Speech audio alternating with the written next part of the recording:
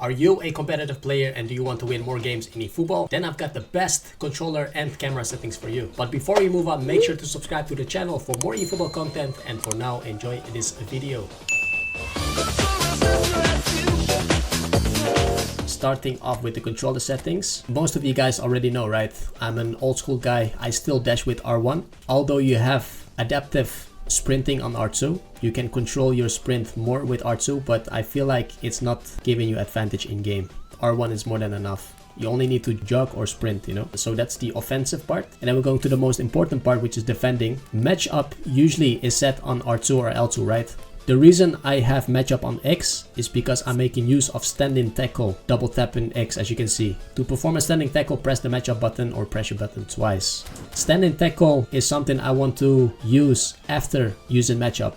I want both commands to be on the same button, so that's why I have matchup on X. And I have pressure on R2. The reason for that, if you're making use of pressure, your player will run in a straight line towards the ball holder, right? Towards your opponent. Sometimes I want to get out of that line by making use of super cancel, and then it is very useful to have pressure on R2, so I can simply press R1 at the same time to make use of super cancel to go manually instead of a straight line with pressure. So that's the advantage for me personally, for both matchup and pressure, to have it on those buttons. And the other one is shoulder charge, which I rarely use, especially now with the latest update, latest shoulder charge feature, which is basically automatically. And that's my defensive settings. Then we're gonna go to the detailed settings, boys. Smart assist, of course, off. The game is noob friendly already, so there's no need to play more noob friendly.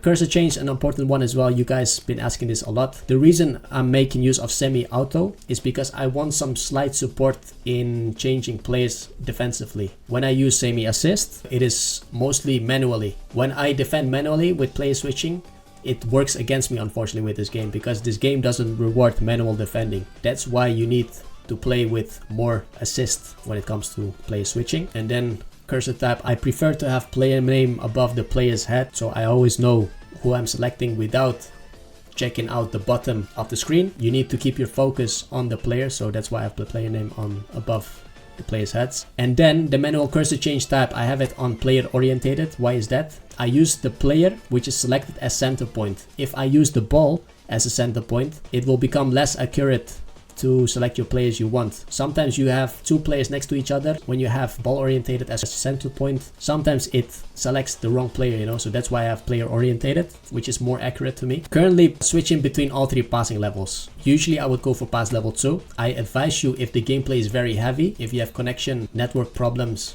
once again, if the gameplay is very heavy, then play pass level 1. It will improve the responsiveness of your passing and all the animations. And if the gameplay is very responsive, if you have no issues with the network, if you have the freedom, then go play pass level 3, which I mostly prefer. But in general, pass level 2, the most recommended one, the most balanced one. And then tackle type shoulder charge, yeah, once again, I prefer to double tap the X button to make use of standing tackle. That's why I got shoulder charge on tackle type. If you are a competitive player like me, you want the easiest way to score, and the easiest way to score is to set the shot type on basic instead of manual. There's no need to make it harder for yourself. Sharp touch as well, pressing twice, direction guide, next player indicator and target guide all off, because it really annoys me. I really want to see the player's feet and the ball without seeing any other things around it, so I have that all off. And then the feint command type easy, because that's for me just simply the most effective way to execute skill moves. Simple as that, boys. Those were the controller settings, and then we're gonna go to the camera settings. So in all modes, offline and online, I'm making use of dynamic wide default. I am a competitive player. In all competitions, tournaments I play, the camera is always set on dynamic wide default, so that's why I am playing with dynamic wide default. And that's it, boys. Okay guys, these were my controller and camera settings. I hope it was useful. If so, make sure to drop a like and subscribe to my channel for more eFootball content. I want to thank you guys for watching and see you in the next one. Peace out.